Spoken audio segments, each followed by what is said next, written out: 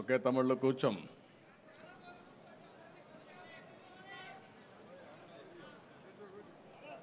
ఈరోజు ఎన్డీఏ తరపున మనం విజయోత్సవాలు చేసుకుంటున్నాం. 9 నెలల్లో వచ్చిన ఎన్నిక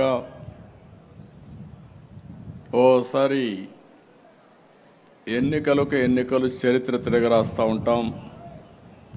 2024లో జరిగిన ఎన్నికలు మీరు ఒక్కసారి చూస్తే చరిత్రలో 57% ఓటుతో 93% స్ట్రైక్ రేట్ వచ్చింది. అది ఒక చరిత్ర. 9 నెలల తర్వాత ఈరోజు మీరు చూస్తే 2 గ్రాడ్యుయేట్స్ కాన్స్టిట్యున్సీలు మనం పోటీ చేస్తే 2 గెలిచామంటే ఇది ఒక చరిత్ర అని చెప్పి మీ అందరికీ తెలియజేస్తున్నా. ఇంకో పక్కన ఉత్తరాంధ్ర టీచర్స్ కాన్స్టిట్యున్సీ కూడా వేదిక పైనుండే 3 పార్టీలు 2 అభ్యర్థులకి మనం సహకరించాం. మొదటి ఓటు రెండో ఓటు ఏమన్నాం, ఇక్కడ ఆర్డర్ ఆఫ్ ప్రియారిటీ ఓట్లు వేస్తారు, ప్రిఫరెన్షియల్ ఓటు ఉంటుంది. కానీ పట్టభద్రులు చూస్తే నాకు ఎంత గర్వకారణంగా ఉందంటే మొట్టమొదటిసారి చూస్తున్నా రెండో ఓటు లెక్కయ్యకుండా గంటాపదంగా గెలిచారు 2 అభ్యర్థులు కూడా. ఇది ఒక చరిత్ర. ఈ 2 కాకుండా ఇంకొక 3 పట్టభద్రుల ఎన్నికలు జరిగితే ఆ 3 కూడా గెలిచాం. నాకు తెలిసినంత వరకు ఇంత పెద్ద మెజారిటీలు ఎప్పుడూ రాలేదు. ఫస్ట్ టైం ఇంత పెద్ద మెజారిటీతో గెలిపించారు. ఇది ఒక మాటలో చెప్పాలంటే మన మీద ప్రజలకు ఉండే విశ్వాసం అని మరొక్కసారి మీ అందరికీ తెలియజేస్తున్నా. అక్కడ కూడా విశాఖపట్నం ఉత్తరాంధ్రలో మీరు చూస్తే మొదటి 2 క్యాండిడేట్లు మన వాళ్ళే మిగిలారు. 3వ క్యాండిడేట్ కౌంటింగే లేకుండా, అవసరం లేకుండా వాళ్ళల్లో ఒకరు గెలిచే పరిస్థితికి వచ్చారు. ఏది ఏమైనా కొంతమందిని నేను చూస్తున్నాను రాజకీయాల్లో,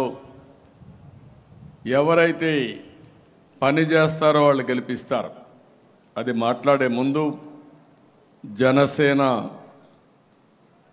మిత్రుడు పవన్ కళ్యాణ్ గారు ఇక్కడ లేరు. ఆయన తరపున ఈ కార్యక్రమానికి వచ్చినటువంటి నాదెళ్ల మనోహర్ గారు, బీజేపీ అధ్యక్షురాలు తరపున ఈరోజు ఈ కార్యక్రమానికి వచ్చిన సత్యకుమార్ గారు, గౌరవ జనరల్ సెక్రటరీ లోకేష్ గారు, తెలుగుదేశం పార్టీ రాష్ట్ర అధ్యక్షులు శ్రీనివాస్ గారు,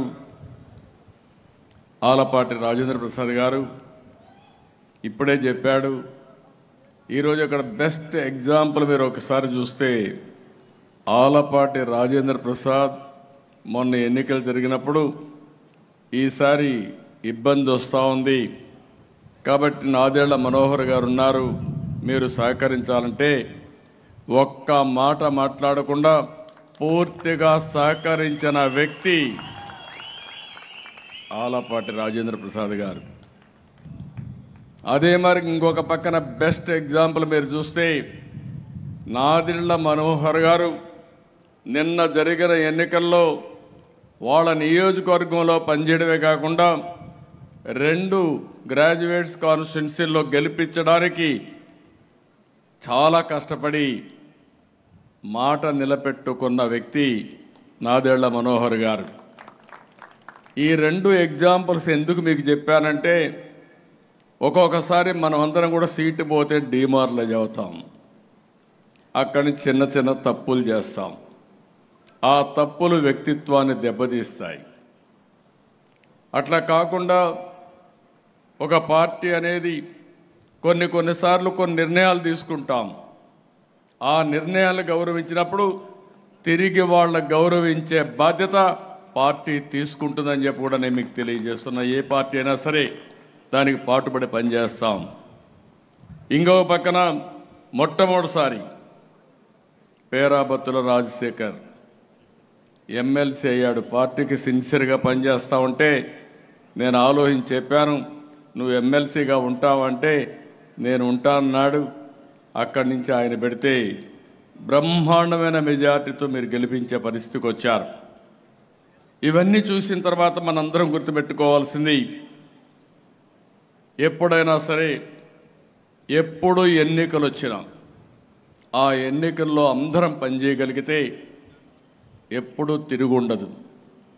అధికారంకి వస్తానే పని చేసిన వాళ్ళని మర్చిపోయినా, లేకపోతే ఏ పార్టీకైనా 3 పార్టీలకి ఇది వర్తిస్తుంది, పని చేసిన వాళ్ళకు కాకుండా వేరే వాళ్ళు ఏదైతే మనం అందరం కూడా కలిసి పనిచేసినప్పుడు ఫలితాలు కూడా అనూహ్యంగా ఉంటాయి. నేను 2024లో చూశాను. తెలుగుదేశం పార్టీ కార్యకర్తలందరికీ ఒకే పిలిపించాను. ఈ రాష్ట్రాన్ని పునర్నిర్మాణం చేయాలి, గెలిచే అభ్యర్థులకే సీట్లు ఇస్తున్నాం, మీరు ఏమాత్రం ఆలోచించకుండా ఎవరైతే ప్రజామోదం పొందారో అలాంటి అభ్యర్థులు నేను పెట్టినప్పుడు గెలిపించే బాధ్యత మీరు తీసుకోండి, మీకు అండగా ఉంటాను. ఏ అభ్యర్థిని కాదు, కూటమి అభ్యర్థులు ఎవరైనా సరే గెలిపించాలని నేను పిలిపించాను. 100% తెలుగుదేశం పార్టీ కుటుంబ సభ్యులు ఫాలో అయ్యారు. మిత్రుడు పవన్ కళ్యాణ్ గారు ఒకే మాట చెప్పారు, ఈరోజు రాష్ట్ర పునర్నిర్మాణం కోసమే మేము కలిసాం, ఈలో మాకు ఎలాంటి స్వప్రయోజనాలు లేవు, కూటమి గెలవాలి, ప్రతి ఒక్కరూ పనిచేయాలని పిలిపిస్తే జన సైనికులు 100% పనిచేశారు. వారిని మనస్ఫూర్తిగా మరొక్కసారి అభినందిస్తున్నా. అదే మరిగా బీజేపీ పురంధేశ్వరి గారు కానీ అదే మరి పార్టీ కానీ ఒక పిలిపిస్తే వాళ్ళు కూడా క్రమశిక్షణతో పనిచేశారు. 3 పార్టీలు కలిసి పనిచేశాం, సమైక్యంగా పనిచేశాం. ఈరోజు మీరు చూస్తే అన్ని సీట్లు గెలిచాం. ఈ రాష్ట్ర పునర్నిర్మాణానికి ఆ గెలుపు ఒక సంజీవనిగా పనిచేస్తూ ఉంది. ఈ విషయం మనం గుర్తుపెట్టుకోవాల్సిన అవసరం ఉంది. ఈరోజు ఎన్డీఏ ప్రభుత్వం పూర్తిగా సహకరిస్తూ ఉంది. నరేంద్ర మోడీ గారు సహకరిస్తున్నారు. అందుకే ఇప్పుడు మన మిత్రులు చెప్పారు, చాలా విషయాలు చెప్పారు, అన్నిటి పోను కానీ అమరావతి శ్మశానం అని మాట్లాడారు. 3 రాజధానులు మాటలు చెప్పి 3 ముక్కలాటాడి ఎక్కడా అభివృద్ధి చేయకుండా సర్వనాశనం చేసే పరిస్థితికి వచ్చారు. ఈరోజు దీన్ని చాలా అసాధ్యమైన పని, 15,000 కోట్ల రూపాయలు నిధులు మనకు వరల్డ్ బ్యాంక్ ద్వారా కేటాయించి పనులకు ఇమీడియట్గా చేయడానికి, సుజావుగా చేయడానికి దోహదం చేశారు. పోలవరం ప్రాజెక్టు ఆవేదన పడ్డాను. దగ్గర మీరు ఒకసారి చూస్తే ఆ రోజు నేను 72% పనులు పూర్తి అయినాయి. డయాఫామ్ వాల్ అయితే బావర్ కంపెనీ పనిచేసే సమయంలో వాళ్ళకు గొడవలుంటే కేంద్రం సహకారం తీసుకొని పూర్తి చేశాం. 2 సీజన్లు ఇక్కడే ఉమామహేశ్వర గారు ఉన్నారు, 2 సీజన్లో పూర్తి చేశాం. అలాంటి చరిత్రాత్మకమైన పనులు చేసి అదే ఆ ప్రభుత్వం కానీ కంటిన్యూ అయి ఉంటే 2020కే పోలవరం పూర్తి చేసి జాతికి అంకితం చేసేవారం. ఈరోజు డయాఫామ్ వాల్ మొత్తం కొట్టుకొని పోయే పరిస్థితి వచ్చింది. ఎవరైనా ఆ ప్రాజెక్టు విచ్ఛిన్నమైనప్పుడు బాధపడిన వాళ్ళు ఉంటారంటే నేనే మొదటి వ్యక్తిని. ఎందుకంటే దాంతో నేను చాలా అసోసియేట్ అయ్యాను. ప్రతి వారం సోమవారాన్ని పోలవరం చేసుకున్నాను, నెలకొక్కసారి పోలవరం వెళ్ళాను. పండగల పూట కూడా కన్సర్న్ మినిస్టర్ని కలిసి ఎట్టి పరిస్థితుల్లో పూర్తి చేయాలని ఒత్తిడి తీసుకొచ్చారు. అలాంటి ప్రాజెక్టు ఆంధ్రప్రదేశ్కి జీవనాడి, అలాంటి జీవనాడిని సర్వనాశనం చేసే పరిస్థితులు చాలా బాధపడ్డాం. దానికి కూడా మీరు చూస్తే కేంద్రం పూర్తిగా ముందుకొచ్చి 12,150 కోట్ల రూపాయలు నిధులు కేటాయించి ప్రాజెక్ట్ని సుజావుగా ముందుకు తీసుకుపోవడానికి దోహదం చేశారు. ఇవన్నీ కూడా మొదటి 3-4 నెలల్లో జరిగాయంటే అది ఎన్డీఏ పట్టుదల, కమిట్మెంట్ అని చెప్పి మరొకసారి మీ అందరికీ తెలియజేస్తున్నా. ఇదే కాకుండా అసాధ్యమనుకున్నటువంటి విశాఖపట్నం స్టీల్ ప్లాంట్ చాలామంది అనుకున్నారు ఇంకా రాదు అని. విశాఖ నేను ఒకటే చెప్పాను, ప్రధానమంత్రి గారు కానీ స్టీల్ మంత్రికి కానీ నిర్మలా సీతారామన్ గారిని ఒకటే కోరాను. ఆంధ్రప్రదేశ్ ప్రజల యొక్క సెంటిమెంట్ ఇది. ఉద్యమాలు జరిగాయి. విశాఖ ఉక్కు ఆంధ్రుల హక్కు అని ఉద్యమాలు జరిగి ప్రాణత్యాగాలు చేశారు. అలాంటి ప్రాణత్యాగాలు చేసిన ఈ ప్రాజెక్ట్ని మీరు ఏమాత్రం కూడా నిర్లక్ష్యం చేసినా మన కూటమికే ప్రమాదం వస్తుందని చెప్పితే మన ప్రజలు మనల్ని విశ్వసించరంటే, అలాంటి విషయాన్ని ప్రధానమంత్రి గారు మీరు చూస్తే దగ్గర 12,000 కోట్ల రూపాయలు శాంక్షన్ చేసి అసాధ్యమనుకున్నటువంటి విశాఖపట్నం స్టీల్ని సుసాధ్యం చేశారంటే అది కూడా ఈ 5-6 నెలల్లో చేయగలిగాం. విశాఖపట్నం రైల్వే జోన్ ఎవరు ఊహించలేదు. మన ఎమ్మెల్యేలు కూడా నమ్మకం లేని పరిస్థితి ఉంటే విశాఖపట్నం రైల్వే జోన్ కూడా పూర్తి చేసుకున్నాం. ప్రధానమంత్రి గారే ఫౌండేషన్ వేసే పరిస్థితికి వచ్చారు. ఈరోజు ఈ యొక్క 9 నెలల్లో మీరు చూస్తే 6,50,000 కోట్ల రూపాయలు పెట్టుబడులు వచ్చాయి. దగ్గర 5 లక్షల మందికి ఉద్యోగాలు కల్పించే పరిస్థితికి వచ్చాం.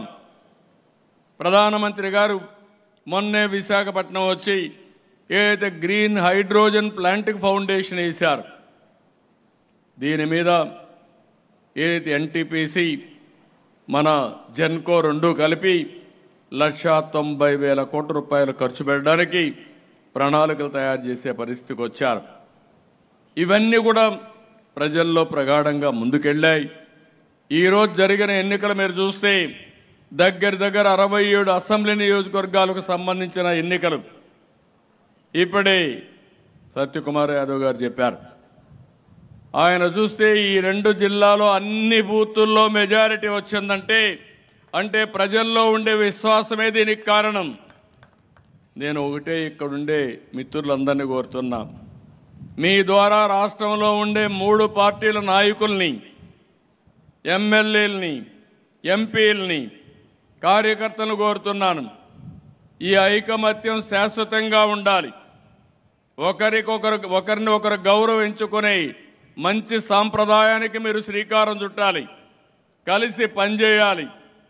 అదే మరిగా ఈ 3 పార్టీలు కానీ ప్రజల్లో మీరుంటే ఈ రాష్ట్రంలో భవిష్యత్తులో కూడా ఏ పార్టీకి అవకాశం ఉండదు. ఎప్పుడూ ఎన్డీఏనే ఇక్కడ గెలుస్తుంది. ఇది కూడా ఎప్పుడు కూడా మనం చూస్తున్నాం. 25 సంవత్సరాలు గుజరాత్లో బీజేపీనే గెలుస్తూ ఉంది. 3 సార్లు హర్యానాలో బీజేపీనే గెలిచింది. మొన్నటి వరకు 25 సంవత్సరాలు పక్క రాష్ట్రం ఒరిస్సాలో బిజు జనతాదళే గెలిచింది, అంటే జేడీయూ గెలిచింది. ఇవన్నీ మనం చూసినప్పుడు బెస్ట్ ఎగ్జాంపుల్స్. ఎమ్మెల్యేలు కానీ ఎంపీలు కానీ ఆలోచించుకోవాలి. మీ పరిధిలో మీరు శాశ్వతంగా ఎమ్మెల్యేగా ఉండాలంటే సాధ్యం. ఒకసారి ఎమ్మెల్యేగా ఉండాలంటే అది మీ చేతుల్లో ఉంది. పార్టీ మాత్రం ఎన్డీఏ ఒకటి ఆలోచిస్తున్నాం. ఏవైతే ప్రజల యాస్పిరేషన్స్ని ఫుల్ఫిల్ చేస్తున్నాయి మనం ఎప్పటికప్పుడు ముందుకు పోయే బాధ్యత తీసుకుంటాం. మీరు కూడా ఈ విషయాన్ని గుర్తుపెట్టుకోవాల్సిన అవసరం ఉంది. ఇప్పుడే మన మిత్రులు చెప్పినట్టు రాజేంద్ర ప్రసాద్ గారికి అయితే 82,320 ఓట్లు ఆయనకు వచ్చాయి. మన పేరాబత్తుల రాజశేఖర్కి 77,460 ఓట్లు వచ్చాయి. మెజారిటీ ఓట్లయితే 1,24,702 ఓట్లు వచ్చాయి. నేను చాలా ఎన్నికలు చూశాను కానీ చూసినప్పటి నుంచి అనిపిస్తుంది, ఒకప్పుడు మీరందరూ గుర్తుపెట్టుకోవాలి, ప్రధానమైన ప్రతిపక్షాలు ఎప్పుడు కూడా గ్రాడ్యుయేట్స్ కాన్స్టిట్యూన్సీలో పోటీ చేసేటి కాదు. నేను ఇప్పుడు కాదు, నా సుదీర్ఘమైన రాజకీయ అనుభవంలో 40 ఏళ్లుగా చూశాను. ఎవరు అప్పుడు కూడా కొంతమంది ఇంటలెక్చువల్స్ ఇండిపెండెంట్లుగానో జనసంఘ పేరుతోనో బీజేపీ పేరుతో అప్పుడప్పుడు బీజేపీకి గెలిచారు. అప్పుడు కూడా మేము కూడా సపోర్ట్ చేశాం. తర్వాత కూడా ఒకసారి సపోర్ట్ చేసినప్పుడే గెలిచారు ఆంధ్రప్రదేశ్ వరకు. అదే వైజాగ్లో సపోర్ట్ చేశాం. అంత మునుపు తెలుగుదేశం పార్టీ ఎందుకో కానీ శ్రద్ధ పెట్టలేదు. అది కడపతో ప్రారంభించాం. అది మీరు చూస్తే ఏదైతే రాయలసీమ వెస్ట్తో ప్రారంభించి రాయలసీమ ఈస్ట్తో మొదలుపెట్టి విశాఖపట్నంతో అక్కడి నుంచి శ్రీకారం చుట్టి 5 గ్రాడ్యుయేట్స్ కాన్స్టిట్యూన్సీలు గెలిచే పరిస్థితి వచ్చామంటే అది ఒక పెద్ద అనుభూతి అని చెప్పి కూడా నేను మీకు తెలియజేస్తున్నా. ఈరోజు మనం ఇవన్నీ చూసిన తర్వాత మనం అందరం ఒక విషయం గుర్తుపెట్టుకోవాల్సిన అవసరం ఉంది. ఏ వ్యక్తి అయినా రాజకీయాల్లో ప్రజలకు మంచి చేస్తే, ప్రజలతో మనం ఉన్నామని నమ్మితే ప్రజలు వదిలిపెట్టరు. ఇప్పుడు నేనుంది కుప్పం నియోజకవర్గంలో. ఇప్పటికీ దగ్గర 7 సార్లు గెలిచాను, 8 సార్లు గెలిచాను. 40 సంవత్సరాలు. అన్ని నియోజకవర్గాల్లో కొన్ని నియోజకవర్గాలు ఇలాంటివి ఉన్నాయి. అంత మునుపు 5 సంవత్సరాలు ఉన్నాను, అది వేరే విషయం. ఇంకొక కాన్స్టిట్యున్సీలో ఇవన్నీ మనం చూసినప్పుడు ప్రజలకు మనం అందుబాటులో ఉండడం, మన నియోజకవర్గాన్ని మనం నర్చర్ చేయడం, ఎక్కడికక్కడ మనం చేయగలిగితే ఎప్పుడూ గెలిచే అవకాశాలు ఉంటాయని చెప్పి కూడా నేను మీకు తెలియజేస్తున్నా. ఇంకొక పక్కన ఈరోజు నేను మిమ్మల్ని అందరినీ కోరేది ఒకటే. ఈరోజు చాలా సమస్యల్లో కూడా మనం చూసినప్పుడు బాధ్యతలు చాలా ఉన్నాయి. నేను 4వ ముఖ్యమంత్రి. ఇప్పుడు కూడా నాకు ఒకసారి తలుచుకుంటే నిద్ర రావడం లేదు. లెక్కలు చూస్తే నాకు అంతుపట్టడం లేదు. సూపర్ 6 చెప్పాం. ఇంకొక పక్కన అనేక హామీలు ఇచ్చాం. ఇంకొక పక్క ఖజానా చూస్తే ఏం చేయాలనో దిక్కుదోచని పరిస్థితి. కేంద్రాన్ని అడగాలంటే ఏం అడగాలనో తెలియని పరిస్థితి. ఎందుకంటే ఏదో ఒక లెక్క అడగాలి కదా, ఆ లెక్క అడగాలంటే ఎక్కడ దిక్కులేని పరిస్థితి వచ్చింది. ఇలాంటి క్లిష్టమైన పరిస్థితులు వచ్చినప్పుడు చెప్పిన మాట నిలబెట్టుకోవడానికి ఎన్డీఏ ప్రభుత్వం రాష్ట్రంలో అనునిత్యం ఆలోచిస్తున్నామని మరొక్కసారి మీ అందరికీ హామీ ఇస్తున్నా. ఎక్కడా ఇవ్వని విధంగా ఇచ్చాం.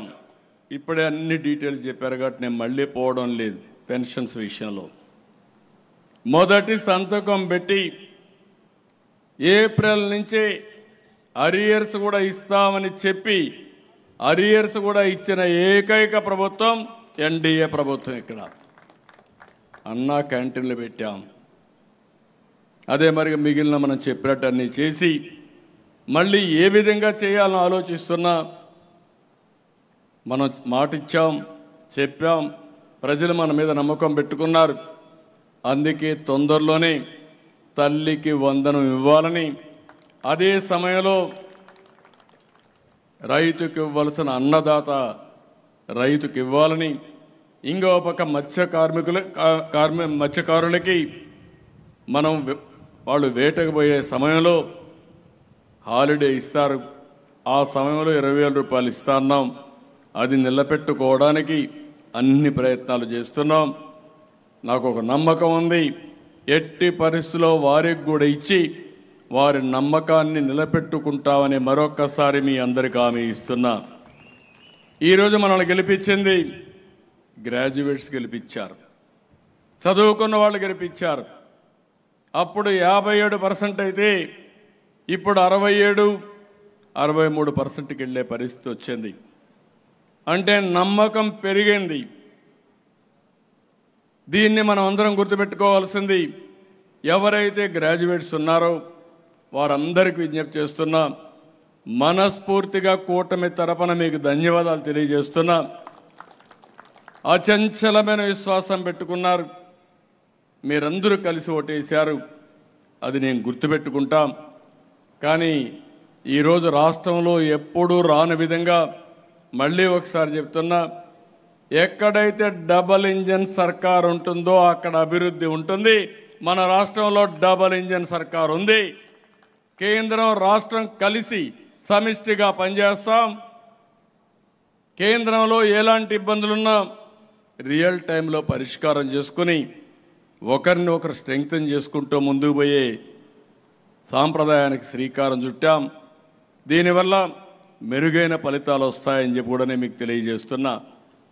ఈరోజు తెలుగుదేశం ఈ యొక్క ఎన్డీఏ పార్ట్నర్సే కాకుండా చదువుకున్న వ్యక్తులు ప్రతి ఒక్కరూ ఆలోచించాల్సిన అవసరం ఉంది. ఉపాధ్యాయులు, రిటైర్ అయిన వ్యక్తులు, ఇప్పుడు పనిచేసే ఎంప్లాయీస్ అందరూ గవర్నమెంట్లో, ప్రైవేట్లో పనిచేసే వ్యక్తులు, లేకుంటే అన్ఎంప్లాయీగా ఉన్న వ్యక్తులు మీరు కూడా ఆలోచించుకోవాల్సిన అవసరం ఉంది. భవిష్యత్తులో నాలెడ్జ్ ఎకానమీ ప్రగాఢమైన రోల్ ప్లే చేయబోతుంది మన దీంట్లో. అలాంటి నాలెడ్జ్ ఎకానమీలో కీలక పాత్ర పోషించవలసిన బాధ్యత ఈ యొక్క గ్రాడ్యుయేట్స్కి ఉంది. అందుకే నేను చాలా స్పష్టంగా ఏదో 40 ఏళ్ళకు 50 ఏళ్ళకు చెప్పడం లేదు. స్వర్ణాంధ్ర విజన్ 2047 ఎగ్జాక్ట్గా ఇప్పటి నుంచి 23 ఏళ్ళు హైదరాబాద్ డెవలప్ చేసింది. 95 నుంచి డెవలప్ చేస్తే 30 ఏళ్లలో ఒక ప్రూఫ్ ఆఫ్ కాన్సెప్ట్ మన కళ్ళ ముందర కనపడుస్తూ ఉంది. మళ్ళీ నేను హామీ ఇస్తున్నా, ప్రజలను కోరుతున్నా, విద్యావంతులు ముందుండాలని చెప్పి అప్పీల్ చేస్తున్నా.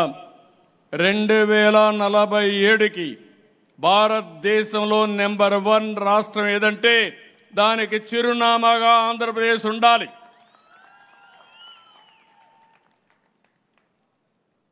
ఆ రోజు ఒక ఇనిషియేటివ్ తీసుకుంటే, ఐటీకి ప్రాధాన్యత ఇస్తే ప్రపంచంలోనే హైయెస్ట్ పర్ క్యాపిటా ఇన్కమ్ ఎవరు సాధిస్తున్నారంటే తెలుగు వాళ్ళు సాధించే పరిస్థితికి వచ్చారు. అది తెలుగు వారికి సాధ్యం. ఆ విషయం గుర్తుపెట్టుకోవాల్సిందిగా కోరుతున్నా. నేను 2047కు మాట్లాడడం లేదు. పోయిన సంవత్సరం, ఇప్పుడు మనం వచ్చే 9 నెలలు అయింది. 9 నెలల్లో మీరు అభివృద్ధి చూస్తే 12.94% వచ్చింది. దానివల్ల జరిగింది ఊహించిన విధంగా తలసరి ఆదాయం పెరిగింది. పోయిన సంవత్సరానికి ఈ సంవత్సరానికి లెక్కేసుకుంటే ప్రతి ఒక్క వ్యక్తి తలసరి ఆదాయం గణనీయంగా పెంచాం. ప్రతి నెల, ప్రతి సంవత్సరం ఏ విధంగా ఆదాయం పెరుగుతుంది, తలసరి ఆదాయం పెరుగుతుంది, వాళ్ళ జీవన ప్రమాణాలు పెరుగుతాయో ఒక కొలమానంగా ముందుకు పోతామని చెప్పి కూడా నేను మీకు తెలియజేస్తున్నా. ఈరోజు మనం చూస్తున్నాం, నేను వేరే పార్టీలను ఇప్పుడు విమర్శించడం లేదు, అవసరం లేదని నా అభిప్రాయం. నేను మాట్లాడే మాటలే ప్రజలకు కావాల్సింది కానీ నేను చేసే పనులు కావాలి కానీ వాళ్ళ గురించి విమర్శించే సమయం కూడా వేస్ట్ చేసుకోవడం కూడా నాకు ఇష్టం లేదు. ఈరోజు మీరు చూసినప్పుడు ఒక స్పష్టమైన లక్ష్యాలతో ముందుకు పోతున్నాం. వెల్తీ, హెల్తీ, హ్యాపీ సొసైటీ లక్ష్యంగా ఈరోజు ఎన్డీఏ ముందుకు పోతా ఉందని మరొక్కసారి తెలియజేస్తున్నా. ఆదాయం ఉంటే చాలదు, ఆరోగ్యం ఉండాలి, ఆనందం ఉండాలి. ఇవన్నీ జరగాలంటే ఒక ప్రాపర్ ఎకోసిస్టమ్ కూడా ఉండాల్సిన అవసరం ఉంది. అందుకే రాష్ట్రంలో ఉండే చదువుకున్న వారందరినీ కోరుతున్నా, zero poverty, P4 hour policy. ఏదైతే PPPలో పబ్లిక్ ప్రైవేట్ పార్ట్నర్షిప్తో ఆ రోజు మనందరం ఆలోచించి సంపద క్రియేట్ చేశాం. ఈరోజు నేషనల్ హైవేలు వచ్చాయంటే, లేకుంటే టెలికమ్యూనికేషన్ సెక్టర్ డెవలప్ అయిందంటే కారణం ఈరోజు PPP మోడల్లో వచ్చాయి. అదే సమయంలో సమాజంలో పేదరికం లేకుండా చూడవలసిన బాధ్యత మన మీద ఉంది. ఒక ప్రభుత్వానికే సాధ్యం కాదు, అందరం కలవాలి. ప్రభుత్వం శ్రద్ధ పెడతాం, అందరినీ కలుపుకొని వస్తాం. ఎన్డీఏ నాయకత్వం ఎవరైతే ఉన్నారో ఇక్కడి రాష్ట్రంలో మీరు చొరవ తీసుకోండి, అందరినీ కలిపి దేశానికి ఆదర్శంగా ఆర్థిక అసమానతలు లేనటువంటి వీలైనంత వరకు పేదరికం లేకుండా ఉండడమే కాకుండా వాళ్ళ ఆదాయాన్ని పెంచే మార్గం ఆలోచిస్తామని చెప్పి కూడా నేను మీకు తెలియజేస్తున్నా. నిన్న మొన్న చూస్తున్నా. నేను ఒక మాట చెప్పాను, నాకు అక్కడక్కడ కంప్లైంట్లు వస్తున్నాయి.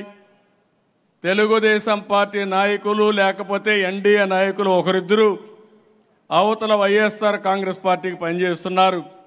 మీరు పని చేయాల్సింది ఎన్డీఏ నాయకులకు పని చేయాలని చాలా స్పష్టంగా చెప్పాను. దీంట్లో నష్టం లేదు. అర్హులందరికీ సంక్షేమ కార్యక్రమాలు చేస్తాం, ప్రజలందరికీ అభివృద్ధి కార్యక్రమాలు చేస్తాం. అదే సమయంలో రాజకీయ పరిపాలన ఉంటుంది, సుపరిపాలన ఉంటుంది. ఆ రాజకీయ సుపరిపాలనలో భాగస్వాములు ఎన్డీఏ నాయకత్వాన్ని మరొకసారి స్పష్టం చేస్తున్నా. ఒక ట్రస్ట్ బోర్డు ఉంది, ఎన్డీఏ నాయకులు ఉంటారు. ఒక కార్పొరేషన్ ఉంటుంది, లేదంటే ఇంకొక దగ్గర ఉంటాం. ఎన్డీఏ నాయకత్వం కూర్చొని డిసైడ్ చేస్తాం. ఆ గౌరవం ఎన్డీఏ నాయకులకు ఉండాలని తప్ప వైఎస్ఆర్ కాంగ్రెస్ పార్టీతో ఎవరైనా లాలూచి పడతారేమోని ఆ మాట చెప్పాను. దీంట్లో గింజుకుంటున్నారు వైఎస్ఆర్ కాంగ్రెస్ పార్టీ. అంటే మన వాళ్ళని కూడా లంచాలు ఇచ్చి ఎక్కడికక్కడ అవినీతి పనులు చేసుకోవాలని చూస్తున్నారు. కానీ కబద్దార్, జాగ్రత్తగా ఉండండి, మీ ఆటలు సాగనివ్వను. అంటే ఏదో రెచ్చిపోతున్నారు. రెచ్చిపోవద్దండి. నేను ఎప్పుడు కూడా సంక్షేమ కార్యక్రమాలు అర్హులందరికీ ఏమంటున్నాను. అట్లని చెప్పి దబాయిస్తే ఇస్తామనుకుంటే మాత్రం అది పగటి కలగా మిగులుతుంది. గుర్తుపెట్టుకోమని కోరుతున్నాను. నేను ఇంకొక మాట కూడా చెప్పాను, రాజకీయాల్ని కలుషితం చేశారు, రాజకీయ ముసుగులో నేరాలు చేశారు, ఘోరాలు చేశారు. అలాంటి నేరాలు ఘోరాలు చేసినప్పుడు ఎవరు తప్పు చేసినా చట్టం దాని పని చేసుకుంటా పోతుంది తప్ప ఇంకొకటి కాదని చెప్పి కూడా నేను మీకు తెలియజేస్తున్నా. నిన్న మొన్న ఇంకొక విషయం కూడా ఇక్కడ వచ్చినప్పుడు తెలుగు జాతి అందరికీ విజ్ఞప్తి చేస్తున్నా, తెలంగాణలో ఉండేవాళ్ళకు కూడా విజ్ఞప్తి చేస్తున్నా. నేను గోదావరి నీళ్లు బనకచెర్లకు తీసుకుపోతానని చెప్పాను. పోలవరం టు బనకచెర్ల. ఎక్కడి నీళ్ళు ఇవి? సముద్రంలోకి పోయే నీళ్లు. సముద్రంలోకి పోయే నీళ్లు నేను తీసుకుపోతానంటే దాన్ని కొంతమంది ఒక పార్టీ రాజకీయం చేస్తే వాళ్ళు చేశారు కాబట్టి మేము చేయకపోతే వెనకబడిపోతామని ఇంకొకరు మాట్లాడే పరిస్థితికి వచ్చారు. ఇది మంచిది కాదు. నేను ఎప్పుడో ఒకటే చెప్తున్నాను, తెలుగుదేశం పార్టీ మొదటి నుంచి కూడా తెలుగు జాతి కోసం పెట్టిన పార్టీ. ఒక యుగ పురుషుడు ఎన్టీ రామారావు గారు పెట్టిన పార్టీ ఇది. ఆ రోజు ఈ రోజు తెలుగు జాతి కోసం పనిచేస్తున్నాం. నేను ఆ మాటే చెప్పాను. విభజన రోజును కూడా మీరు గుర్తుపెట్టుకోవాలి. నాకు 2 ప్రాంతాలు సమానం అని చెప్పాను, 2 కళ్ళు అని చెప్పాను, ఇద్దరికి సమన్యాయం చేయమన్నాను. అయితే అక్కడ నమ్మారు, ఇక్కడ నమ్మారు. అక్కడ మేము బీజేపీ పోటీ చేసి 20 సీట్లు గెలిపించారు, ఇక్కడ అధికారాన్ని ఇచ్చారు. అది నా జీవితంలో ఎప్పుడూ మర్చిపోలేనని చెప్పి మీ అందరికీ మరొక్కసారి విజ్ఞప్తి చేస్తున్నా. సముద్రంలోకి పోయే నీళ్లు తీసుకుపోతామంటే దానికి కూడా ఎక్కడ రైట్ ఉందని ఆలోచిస్తామంటే ఎక్కడికి పోతాను? కాళేశ్వరం ఉంది. నేను ఎప్పుడు అపోజ్ చేయలేదే. నేను వెల్కమ్ చేశాను. గోదావరి పైన మీరు ప్రాజెక్టులు కట్టండి, నీళ్లు తీసుకోండి. గోదావరి ఒకటే తెలుగు జాతికి శ్రీరామ రక్ష. నీళ్లు సముద్రంలోకి పోతున్నాయి. 100 సంవత్సరాల చరిత్ర, 1000 టీఎంసీ నీళ్లు సముద్రంలోకి పోతున్నాయి. నా కోరిక ఇదే కాదు, గంగా కావేరి నదుల అనుసంధానం చేయాలి. ప్రధానమంత్రి నరేంద్ర మోడీ గారి కంటే ముందు వాజ్పేయి గారు ఒక టాస్క్ ఫోర్స్ కూడా వేశారు. నేను ప్రధానమంత్రి గారి దృష్టి తీసుకొచ్చినప్పుడు ముందు ఇంట్రా రివర్ లింక్ చేద్దాం, విత్ ఇన్ ది స్టేట్స్ అన్ని కంప్లీట్ చేద్దాం. ఇది పూర్తయితే నేను గుజరాత్లో కూడా చేశాను, మీరందరూ కూడా స్టార్ట్ చేయండి. ఇది పూర్తి అయిన తర్వాత నేషనల్ లెవెల్లో రివర్స్ లింకేజ్ ఈజీ అవుతుందని ప్రధానమంత్రి గారు కూడా చెప్పే పరిస్థితి వచ్చారు. నేను చాలాసార్లు చెప్పాను, రాజకీయ నాయకులకి పాజిటివ్ థింకింగ్ ఉండాలి. ఈరోజు నరేంద్ర మోడీ గారు ఉన్నారు, మనం అందరం ఆలోచిస్తున్నాం. సరైన సమయంలో దేశానికి సరైన నాయకుడిగా నరేంద్ర మోడీ రావడం ఈ దేశం అదృష్టం అని మరొక్కసారి మీ అందరికీ విజ్ఞప్తి చేస్తున్నా. ఏదో నేను పొగడడానికి చెప్పడం లేదు. ఒక సుస్థిరమైన పాలన, అభివృద్ధి, సంక్షేమం, సుపరిపాలన ద్వారా దేశాన్ని ముందుకు నడిపిస్తున్నారు. అందులో భాగంగా నా కోరిక కూడా ఉంటుంది. నా కోరిక ఆయన దేశాన్ని నడిపిస్తే నేను తెలుగు జాతిని అగ్ర జాతిగా తయారు చేయాలనేది నా లక్ష్యం. నాకేం కావాలండి? 45 ఏళ్లుగా నన్ను అందరూ కూడా ప్రేమించారు. తెలుగు జాతి చరిత్రలో మీరు చూస్తే మన నాయకుడు ఎన్టీ రామారావు గారికి మీరు చూసినప్పుడు ఎప్పుడు కూడా తిరుగులేదు ఆ నాయకుడికి. ఆయన అనుకుని జరిగింది. 9 నెలల్లో పార్టీ పెట్టాడు, అధికారానికి వచ్చాడు. దేశ స్థాయిలో అన్ని పార్టీలను కలిపి ప్రత్యామ్నాయాన్ని ఏర్పాటు చేసే పరిస్థితికి వచ్చాడు. తెలుగు దేశం పార్టీకి ఒక చరిత్ర సృష్టించిన వ్యక్తి ఎన్టీ రామారావు గారు. అలాంటి నాయకుడి తరపున ఆయన చూసినప్పుడు ఇంకో పక్క ఈ రాష్ట్రంలోని పివి నరసింహరావు గారు వచ్చి ఈ దేశాన్ని దశ దిశ మార్చే విధంగా రిఫార్మ్స్ తీసుకొచ్చాడు. కానీ ఈరోజు నాకు 45 ఏళ్లుగా ప్రజలు అభిమానించారంటే ఇది నా పూర్వజన్మ సుకృతం కాకుండా ఏంటని అడుగుతున్నా. నాకేం కావాలని అడుగుతున్నా. నాకేం అవసరం లేదు. జాతి ప్రయోజనాలే నా ప్రయోజనం, రాష్ట్ర ప్రయోజనాలే నా ప్రయోజనం. అందుకే మళ్ళీ విజ్ఞప్తి చేస్తున్నా, తెలంగాణలో కూడా సముద్రంలోకి పోయే నీళ్లు కరువు ప్రాంతాన్ని తీసుకుపోతే ఎవరు బాధపడక్కర్లేదు. దానికి అందరం కూడా ఆలోచించాల్సిన అవసరం ఉంది. పదే చెప్పాను, కాళేశ్వరం మీరు అభివృద్ధి చేశారు, చాలా మంచి పని చేశారు. ఇంకా కూడా ఎక్కడన్నా ఉంటే మీరు నీళ్లు తీసుకోండి. అక్కడి నుంచి మిగిలిన నీళ్ళు ఇక్కడికి వస్తాయి. రాజమండ్రి చివరి ప్రాంతంలో ఉంది. రాజమండ్రి దాటితే అవి సముద్రంలోకి పోతాయి తప్ప ఎవరు ఉపయోగించుకోలేరు. మొన్న కూడా మనం చూసాం, విజయవాడ మొత్తం ముంపుకు గురైంది. పైన పడిన వర్షాలన్నీ ఒక తెలంగాణనే కాదు, కర్ణాటక, మహారాష్ట్రలో పడితే వాళ్ళు అక్కడ ప్రాజెక్టులు నిలబెట్టుకోలేకపోతే ఆ నీళ్లు మనకు వచ్చి ఇక్కడ ముంపుకు గురయ్యే పరిస్థితి వచ్చింది. అందుకనే లోయర్ రైపేరియన్ స్టేట్కి ఎప్పుడూ అధికారం ఉంటుంది. వీలైతే ఆ నీళ్లు వాడుకునే అవకాశం, అలాంటి నీళ్లు వాడుకుంటున్నాం తప్ప అది అందరికీ లాభం. రేపు అవసరమైతే మనం ఈ నీళ్లు తీసుకపోతే ఇంకొక 20 టీఎంసీ 30 టీఎంసీ వాళ్ళు కావాలంటే అక్కడ కూడా వాడుకునే అవకాశం వస్తుంది. ఇది ప్రజాహితం కోసం పనిచేస్తున్నాం, తెలుగు జాతి కోసం పనిచేస్తున్నాం అని మరొక్కసారి విజ్ఞప్తి చేస్తున్నా. కాబట్టి ఇలాంటివి అప్పుడప్పుడు మన అభిప్రాయాలు కూడా చెప్పకపోతే వీళ్ళందరూ అనుకుంటారు ఏదో వాళ్ళు చెప్పిందే రైట్ అని కూడా అనుకునే ప్రమాదం ఉంటుంది. అది కరెక్ట్ కాదు. ప్రతి ఒక్క తెలుగు జాతి మొత్తం అందరం ఆలోచించుకోవాల్సింది, ఇక్కడున్నా తెలంగాణలో ఉన్నా ఎక్కడున్నా తెలుగు జాతి ప్రపంచంలో ఏ దేశంలో ఉన్నా, ఏ రాష్ట్రంలో ఉన్నా, ఏ రాష్ట్రాల్లో ఉన్నా తెలుగు జాతి కోసం చిరస్థాయిగా తెలుగుదేశం పార్టీ పనిచేస్తుందని మరొక్కసారి హామీ ఇస్తున్నా. కాబట్టి ఇలాంటి సందర్భాల్లో మిమ్మల్ని అందరినీ చూసిన తర్వాత చాలా ఆనందం కలుగుతూ ఉంది. మీతో ఈ విజయోత్సవాలు జరుపుకోవడం చాలా నాకు కూడా కొత్త జోష్ వస్తూ ఉంది, కొత్త ఎనర్జీ వస్తూ ఉంది.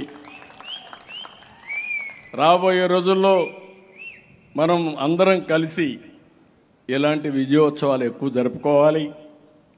కానీ ఎన్నికల్లో మనం గెలవగలిగితే, ఎంత పెద్ద మెజారిటీ తగిలిస్తే అంత పెద్ద సుస్థిరతకు నాంది పలుకుతుంది.